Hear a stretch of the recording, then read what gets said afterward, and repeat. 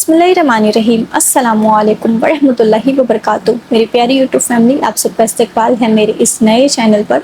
और आप सब जानते ही हैं कि दिल्ली जंतर मंतर पर सीजेपी कोकरोच जनता पार्टी का प्रोटेस्ट चल रहा है। और वहीं पर जो इंडिया के टॉप बेस्ट साइंटिस्ट हैं सोनम वांगचुक सर, वो हंगर स्ट्राइक पर बैठे हैं। और इसी बीच वहाँ पर जो द ललन टॉप के एक्स रिपोर्टर रह चुके हैं सौरभ द्विवेदी सर, तो उन्होंने जंतर मंतर पर जाकर उनका एक्सक्लूसिव इंटरव्यू लिया है। और आज की वीडियो में हम उन्हीं का ये इंटरव्यू इस वीडियो में देखने वाले हैं। तो उम्मीद करती हूँ आप सभी प्लीज़ मेरे साथ एंड तक बने रहिएगा। चैनल पर नए हो तो सब्सक्राइब ज़रूर कर लीजिएगा। तो चलिए देखते हैं कि आखिर सोनम वांगचुक सर जी ने एक्सक्लूसिव इंटरव्यू में क्या बोला है। मैं जंतर मंतर पर हूँ। आज से 302 साल पहले ये वेधशालाएं स्थापित की गई थी, इस फ़र्ज़ के साथ कि वक्त की निगरानी दुरुस्त ढंग से हो। बाद के दिनों में, और जब मैं बात कह रहा हूँ तो मैं कैलेंडर में 1988 का साल देख रहा हूँ। तब तक बोट क्लब में तमाम धरने प्रदर्शन हुआ करते थे, जो लोकतंत्र की सेहत मापने का एक बड़ा ज़रूरी पैरामीटर है।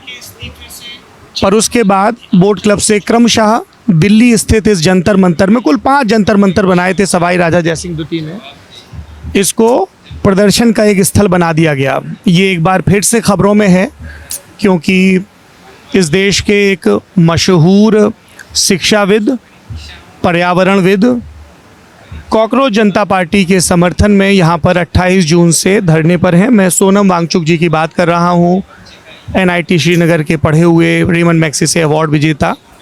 इनका एक बहुत लंबा परिचय है, जिस परिचय से मैं खुद को सबसे ज़्यादा करीब पाता हूँ वो है पर्यावरण के संरक्षण का परिचय, जिसमें बर्फ़ से स्तूप बनाना हो ताकि जल की विकरालता के दौर में पानी की उपलब्धता रहे, शिक्षा के समेकित प्रयोग हों ताकि ज़्यादा से ज़्यादा लोगों तक शिक्षा पहुँचे।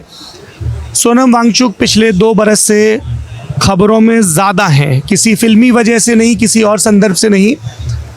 ये उस समूह का हिस्सा हैं जिनकी ये मांग है कि 6वीं अनुसूची के तहत अनुसूचित जनजातियों को उनके इलाकों को जिस तरह के अधिकार मिलने चाहिए, केंद्र सरकार ने वो नहीं दिए हैं। पिछले बरस जब ये लेह लद्दाख में अनशन पर थे, उस दौरान हिंसा हुई। बाद में नरेंद्र मोदी सरकार ने इन्हें NSA के तहत गिरफ्तार किया और लगभग 170 दिन जेल में रखा, जोधपुर की जेल में। और फिर ये मार्च के महीने में वहाँ से रिहा हुए। अब 28 जून से जंतर मंतर पर हैं। मुझे पता है कि आपने 15 दिन से अन्न नहीं खाया है, आपका शरीर बहुत कमज़ोर होगा, इसलिए मैं बहुत संक्षिप्त में रखूँगा बातचीत। 6वीं अनुसूची को लेकर जो मांगे हैं, उन पर फिलहाल केंद्र सरकार के और आप लोगों के बीच वार्ता की स्थिति क्या है, ये जानना चाहता हूँ। अभी तो मैं शिक्षा के संदर्भ में यहाँ बैठा हूँ, तो उसी बारे में पूछें तो बेहतर है। इतना बता दूँ कि उस पर वार्ताएं आगे बढ़ी हैं, कुछ सहमति भी हुई है, मगर ज़मीन पे क्या उतरता है उसे हम सांस रोक कर देख रहे हैं। मगर अभी मैं इसी बारे में बात करूँ। इस आंदोलन के कई आलोचकों का ये कहना है कि अगर आंदोलनकारी ये कहें कि शिक्षा में ख़ासतौर पे भर्ती में आमूल बदलाव हो, जैसा CJP के पुणे प्रोटेस्ट में रहा, तो वो समझ में आता है। क्या एक व्यक्ति के इस्तीफे से चीज़ें बदल जाएंगी? आलोचक ये पूछ रहे हैं। बिल्कुल नहीं, मगर एक शुरुआत होगी जवाबदेही की। जब जवाबदेही की कहीं शुरुआत ही नहीं, तो फिर मनगढ़ंत मनमानियाँ होंगी हर तरफ।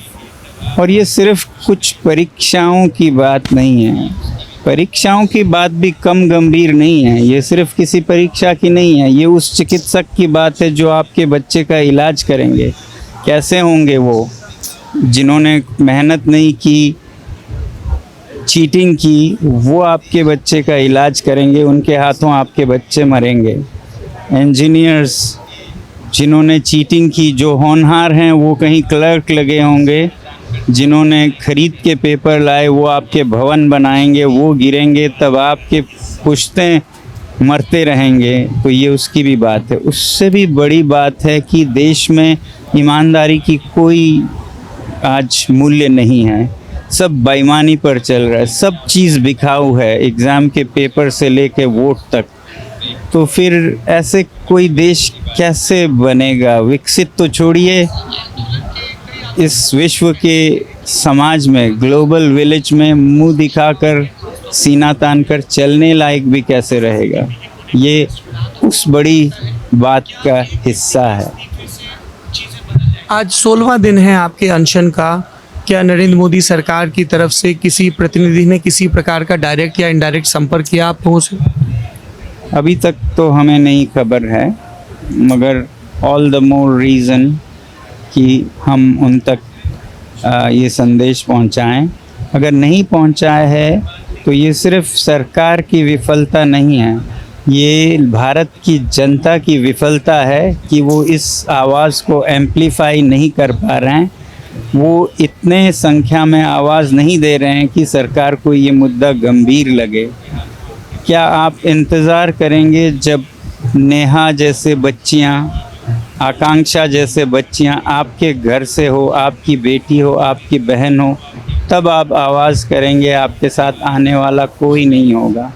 उससे पहले आवाज़ करेंगे और संख्या में करेंगे तो सरकार विवश होकर बातचीत भी करेगी और सुलझाएंगे भी। वैसे भी हमें उम्मीद है सरकार इतनी असंवेदनशील नहीं हो सकती, वो शायद ज़रूर आजकल में सुलझाने के तरफ कदम बढ़ाएंगे।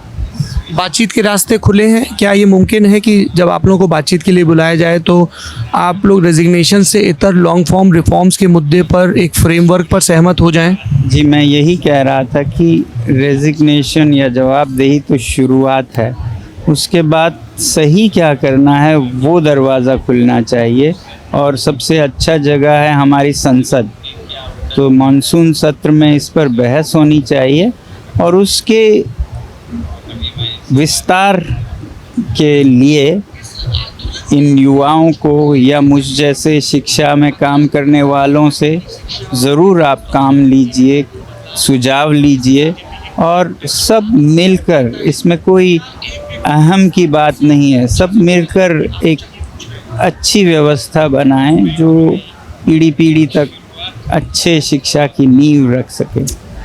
सूरम जी, ये बात आपको कितना परेशान कर रही है कि सोशल मीडिया पर जितना समर्थन दिख रहा है, जंतर मंतर पर संख्या उतनी बड़ी नहीं है? कई लोग इसको भी लक्ष्य कर रहे हैं कि जेनजी या मिलेनियल्स इंटरनेट पे तो बहुत एक्टिव हैं, लेकिन ज़मीन पे आके जो ठोस बदलाव है, आपको भी एक दिन स्टेज से कहना पड़ा सामने से कि भाई आप लोग भी आए हैं तो सामने खाना मत खाइए, थोड़ा आप लोग भी हिम्मत दिखाइए। ये चीज़ आपको परेशान कर रही है? नहीं, मैं तो कहूँगा इतना ज़्यादा भी नहीं कि जितने उम्मीद की जा सकती है, इतने कम भी नहीं कि जिसका डर हो। काफ़ी संख्या में 5-7 हज़ार तक आते हैं पूरे दिन में, तो उस तरह से मैं कहूँगा बेहतर होगा ज़्यादा आएँ तो जल्द आवाज़ पहुँचेगी। मगर इतना कम भी नहीं है कि हम कहें सिर्फ सोशल मीडिया पे है, ज़मीन पे नहीं है। वो खाने की बात मैं इसलिए कह रहा था कि लोग संवेदना में एक दिन का अनशन रखें, खुद पे पीड़ा लें और सरकार को इसकी गंभीरता जताएं। कई लोगों ने ये भी कहा कि लेफ़्ट पार्टियों की बहुतायत है यहाँ पे, एसएफआई, आइसा, एआईएसएफ, और उसकी वजह से कुछ लोगों ने दूरी कर ली है। ये भी कहा गया कि इसीलिए स्टेज पे सोनम जी आमरण अनशन कर रहे हैं और जो लेफ़्ट के छात्र संगठन है उनके वॉलंटियर्स नीचे हैं। इस तरह की बातें आपके सामने आई? मुझे तो नहीं पता, मगर हम तो सबको न्योता देते हैं। हमने तो सबसे पहले बीजेपी को भी न्योता दिया कि बीजेपी में भी तो बहुत ऐसे होंगे जो सोचते होंगे बच्चों के भविष्य में। जो 20 बच्चों के आत्महत्याएं हुए उसमें तो बीजेपी समर्थक आधे से ज़्यादा होंगे। तो वो आएँ तो ये संतुलन बने ना, जो आएँ उससे संतुलन बनता है, जो नहीं आए फिर जो आएँ वो ज़्यादा दिखते हैं। तो ये तो कोई बात नहीं हुई। बाकी तो मैं खुद कहता हूँ स्टेज पे सबको जगह दी जाए, मगर इतने संख्या में थे, मुझे बताया जाता है कि वो संभव ना होगा। तो इसका तो मुझे ज़्यादा इल्म नहीं, ये मैं संयोजकों पर छोड़ता हूँ। इस बात की आप उम्मीद कर रहे थे कि जैसे नेता प्रतिपक्ष हैं राहुल गांधी, समाजवादी पार्टी की मुखिया हैं, पूर्व मुख्यमंत्री अखिलेश यादव, जो बड़े नेता हैं, संसद में भी जिनकी मौजूदगी बहुत है, वो अभी तक यहाँ पर नज़र नहीं आए हैं, तो क्या आयोजक उम्मीद कर रहे हैं उनके आने की? कांग्रेस ने संगठन के तौर पे अभी तक दूरी बना रखी है, कोई प्रकट बयान नहीं है उनका भी, जबकि वो मुख्य विपक्षी दल है। मुझे पूरी उम्मीद है कि वो ज़रूर आएंगे, सब दलों के आएंगे। नहीं आए तो ये उनकी बहुत ही छोटापन होगा और जनता उन्हें नकार देंगे, ये कहकर कि आप मुद्दों को मतलब पॉजेसिव बनते हैं, ये कौन बोल रहा है, किसके मुंह से जा रहा है। अगर आपको इन बच्चों की चिंता है जिन्होंने आत्महत्या की या आगे भी करते रहेंगे, तो आपको कौन डॉक्टर क्या दवाई दे रहा है, नहीं, बच्चे को बचाना सबसे बड़ी प्रमुखता होनी चाहिए। इसलिए मैं सोचता हूँ कि ज़रूर कोई आगे आता है, कोई बाद में आता है, अलग अलग लोगों के अलग समय होते हैं, ज़रूर आएंगे। हाँ, हम ज़रूर देखेंगे। नहीं आते हैं तो वो भी एक संदेश होगा और वो किसी भी पार्टी के लिए अच्छा नहीं होगा, क्योंकि मैंने जितना देखा है इस प्लेटफॉर्म का कोई रंग नहीं है, ये सब पार्टियों के सब ख्यालों के लिए खुला है। इसीलिए मैं जुड़ा हूँ। अगर मुझे ज़रा भी इसमें राजनीति दिखती तो मैं यहाँ आता नहीं, और दिखे तो मैं उठ के चला जाता। आपके मन में कोई संशय था? शुरू में खबर आई थी कि मैं पहले देखूंगा, समझूंगा कि सीजेपी का एजेंडा क्या है, इससे जुड़े लोग क्या हैं।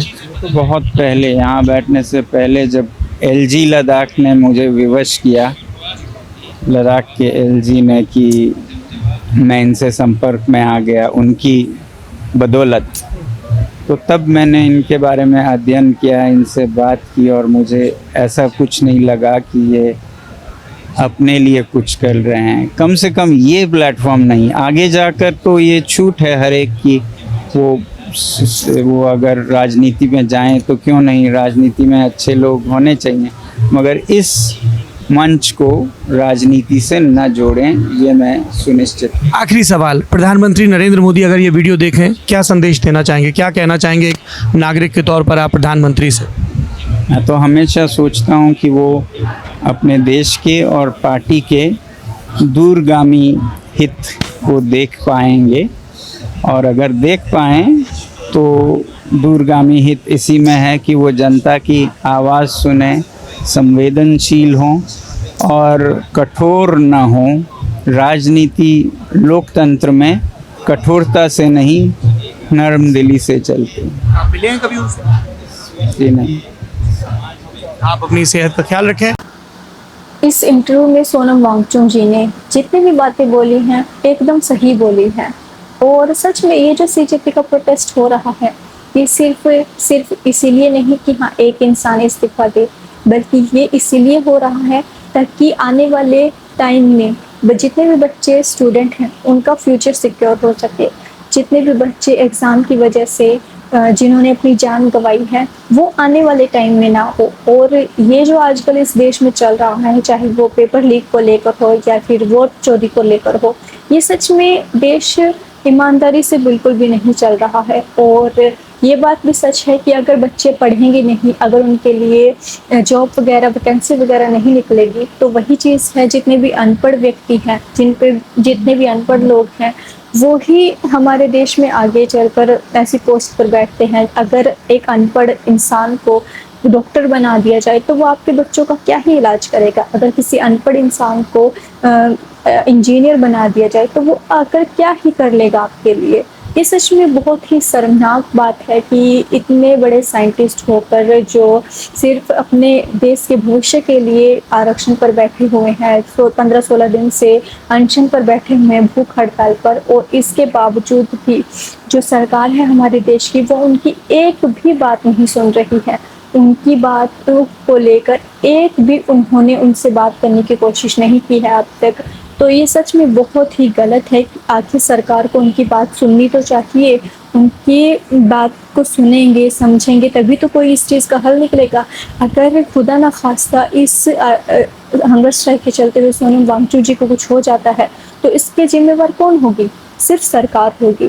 क्यों? क्योंकि वो इनकी कोई भी बात नहीं सुन रही है। 15-16 दिन बहुत होते हैं एक इंसान के लिए इस एज में कि वो बिना कुछ खाए, अन्न का एक तना खाए, इतने दिन से उसमें बैठा हुआ है। आप सब देख रहे होंगे कि सोनम वांगचुक जी के पास अच्छे से बोला तक नहीं जा रहा है। क्यों? क्योंकि जब अंदर एनर्जी ही नहीं होगी तो बंदा बोल भी कैसे सकता है। आप मुझे कमेंट करके ज़रूर बताना कि आखिर सरकार को इनकी बातें सुननी चाहिए या नहीं। आप सीजेपी को लेकर क्या अपने माइंड में ओपिनियन रखते हो, कमेंट करके ज़रूर बताइएगा। अगर ये वीडियो आपको अच्छी लगी हो तो प्लीज़ एक लाइक, शेयर और चैनल को सब्सक्राइब करना मत भूलना। इंशाल्लाह मैं मिलूंगी आपसे किसी नेक्स्ट वीडियो ब्लॉग के साथ। आप सब अपना ख्याल रखिए, खुश रहिए और मुझे भी अपनी दुआ में याद रखिए। अल्लाह हाफ़िज़।